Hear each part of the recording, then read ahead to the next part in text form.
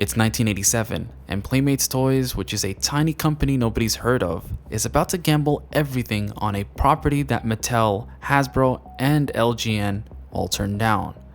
4 pizza-eating turtles who live in a sewer. Now the pitch sounds insane, and here's the thing, it shouldn't have worked. But what happened next generated $1.1 billion in 4 years and changed the way toy companies think about merchandising forever. But most people don't know that Teenage Mutant Ninja Turtles started as a joke, literally. A doodle Kevin Eastman drew one night to make his friend laugh, and that joke, financed on credit cards and tax refunds, became the 3rd best-selling action figure line of all time. And in some countries, you couldn't even say the word ninja on television. Now let's rewind to 1983. Kevin Eastman is working at a lobster restaurant in Maine. He's 21 years old and broke. He meets Peter Laird, who's earning $10 per illustration from a local newspaper in Dover, New Hampshire. Now the two start hanging out, drawing comics together in Laird's living room. And one night in November 1983, while working on their sci-fi comic called Fugitoid. Now Eastman draws something to make Laird laugh. A turtle, standing upright, wearing a mask, carrying nunchucks, and he scribbles Teenage Mutant Ninja Turtles across the top. It's ridiculous. It's a parody of grim, gritty comics that were popular at the time, specifically the Frank Miller's Daredevil. Now Laird thinks it's hilarious and he draws his own version, and they keep going. By morning, they've created 4 turtles, a rat sensei named Splinter, and a villain called Shredder. The whole thing is a mashup of Daredevil references. The turtles get mutated by radioactive ooze just like Daredevil. Splinter is named after Daredevil's mentor, Stick. The Foot Clan is a parody of Daredevil's hand ninja organization. They decide to turn it into a comic book. In March of 1984, using money from Eastman's tax refund and a $1,000 loan from Eastman's uncle Quentin, they print 3,000 copies of the first issue. The total cost? $1,200. They named their company Mirage Studios because, as Eastman said, there wasn't an actual studio, just kitchen tables and couches with lap boards. They advertise in Cosmic Buyer's Guide and send out press kits to 180 television and radio stations. The first issue sells out in weeks. All 3,000 copies gone. Issue 2 brings advance orders of 15,000 copies. That's 5 times the print run. Eastman and Laird each clear $2,000 in profit, enough to quit their jobs and become full-time comic creators. They're living on macaroni and cheese, but they're making comics. Now the Teenage Mutant Ninja Turtles comic becomes a phenomenon in the independent comics world. It's violent, it's dark, the turtles kill people. This isn't a kid's comic. Now the first issue opens with Leonardo narrating a brutal fight scene. Master Splinter's origin story involves murder and revenge within the Foot Clan. The black and white format keeps the cost low, but it also makes the comic feel raw and immediate. Other publishers try to copy the formula. Adolescent radioactive black belt hamsters, preteen dirty jean kung fu kangaroos, but none of them seem to catch on the same way TMNT does. And by 1985, Eastman and Laird have hired a small team. They're touring comic conventions, meeting fans, building a universe, but the comic, while successful in its niche, isn't making them millionaires, and that's about to change. Mark Friedman, a licensing agent, sees potential in the Turtles. He approaches Eastman and Laird with an idea. Turn this into toys. Eastman and Laird are hesitant. They don't want to lose creative control. They've seen what happens when corporations get involved. But Friedman is persistent. He starts shopping the concept to major toy companies. LGN says no. Too weird. Mattel passes, they don't see the appeal of Turtles, and Hasbro isn't interested either. They're focused on Transformers and G.I. Joe. Everyone sees the same problem. 4 characters who look almost identical, limited source material, a dark, violent comic that doesn't translate to children's toys, and the name, Teenage Mutant Ninja Turtles. It's too long, too strange, and too risky. After weeks of rejection, Friedman contracts his friend Richard Salas, who just started working for Playmates Toys, a small Hong Kong-based company trying to break into the American action figure market. Playmates is a tiny company compared to Mattel or Hasbro, but they're hungry. Playmates see something that big companies actually missed. They took a look at Turtles and saw the potential for expansion. You could create vehicles, playsets, endless character variants, but they had one condition, an absolute requirement that Eastman and Laird initially resist. There has to be a cartoon. Playmates learned from He-Man, Transformers, and G.I. Joe. Toys don't sell on their own anymore. You need media to drive demand. Kids need to see their characters on screen before they'll beg their parents for the toys. But there's a problem, because making cartoons costs money, and Playmates doesn't want to fund it alone. So they partnered with Murakami Wolf Swenson Productions to create a 5-episode miniseries, and the deal was pretty simple. If the cartoon works, they'll make 5 more episodes and launch the toy line, and if it fails, everyone walks away. Eastman and Laird agree, but with reservations. They want the cartoon to be lighter than the comic, less violent, more accessible to kids, and they want it to work. The show needs to differentiate the 4 turtles visually. In the comic, they all wear red masks, but on screen, kids need to tell them apart instantly. And the solution was simple: different colored masks. Leonardo gets blue, Raphael gets red, Donatello gets purple, Michelangelo gets orange, and they also beef up the personalities. Leonardo is the leader, Raphael is the hothead, Donatello is the tech genius, and Michelangelo is the party dude who loves pizza. These character traits become iconic. And then there's the theme song.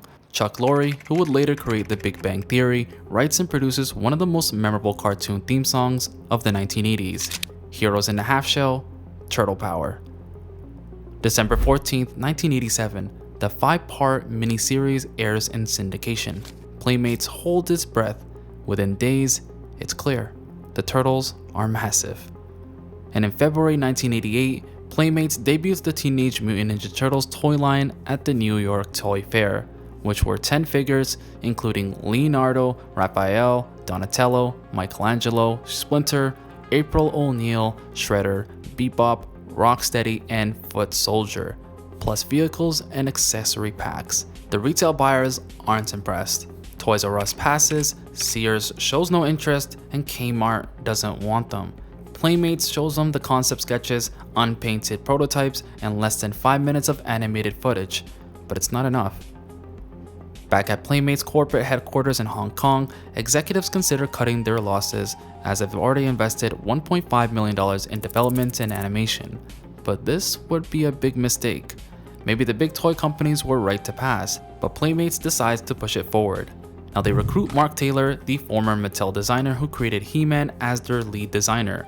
Taylor sees the potential immediately. He makes the figures dynamic, action-packed, and fun. In the summer of 1988, the toys finally hit store shelves alongside the official launch of the full animated series in October. And then something remarkable happens. They sell out, everywhere and instantly. From 1988 to 1992, Playmates sells $1.1 billion worth of Teenage Mutant Ninja Turtles toys. And let me say that again, $1.1 billion in 4 years. The third best-selling action figure line of all time, behind only G.I. Joe and Star Wars. And by 1990, the Turtles give Playmates 60% of the boys' action figure market. Now the toys are everywhere. Pez dispensers, breakfast cereal, school supplies, beach towels, video games. If you can print a turtle on it, somebody will buy it. But here's what makes TMNT toy line different from He-Man or Transformers: the variants. Playmates goes absolutely insane with character variants. Now they create over 400 different figures between 1988 to 1997. Now sewer surfing turtles, rocker turtles, cave turtles riding dinosaurs, Universal Monster Turtles, Star Trek Turtles, because Playmates owns both licenses. Turtle trolls with synthetic hair, the line spirals into beautiful profitable madness. And the kids, they buy it all. The figures cost about $3 to $4, affordable enough that parents can buy one every single trip to the store, but expensive enough that collecting them all becomes a quest. Now the vehicles are where Playmates really makes the money. The Party Wagon, the Turtle Blimp, the Techno Drone playset. These things cost $20 to $40, serious money in the late 80s and early 90s, but they became a must-have item. But not everybody loves turtles, because in the United Kingdom, Margaret Thatcher's conservative government has a problem. The word ninja has violent connotations. There's a moral panic about martial arts weapons. The government passes the Criminal Justice Act in 1988, banning the sale of 14 ninja-style weapons, including nunchucks, throwing stars, and knuckle dusters. When the Teenage Mutant Ninja Turtles cartoon arrives in the UK in January 1990, the BBC changes the name. It becomes Teenage Mutant Hero Turtles, and every reference to ninja is removed. The theme song lyrics are also rewritten. Splinter taught them to be ninja teens. Becomes Splinter taught them to be fighting teens. But it gets weirder. Michelangelo's nunchucks are completely removed from the show, and in some episodes, they're blurred out. And in others, they're replaced with grappling hook called the Turtle Line. And the British Board of Film Classification demands these changes to protect children from imitating violent behavior. And when the 1990 live-action movie releases in the UK, the censors cut out every single scene showing nunchucks. And one BBFC examiner protests, saying his nephews felt the cuts ruined the film. It doesn't matter. Chairman James Furman is obsessed with removing nunchucks from British cinema, and the sequel, Secret of the Ooze, faces even stranger censorship.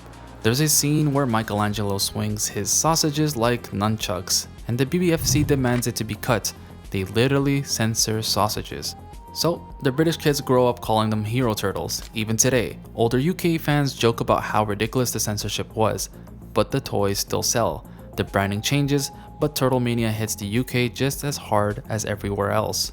March 30th, 1990, the live-action movie hits theaters with a $13.5 million budget.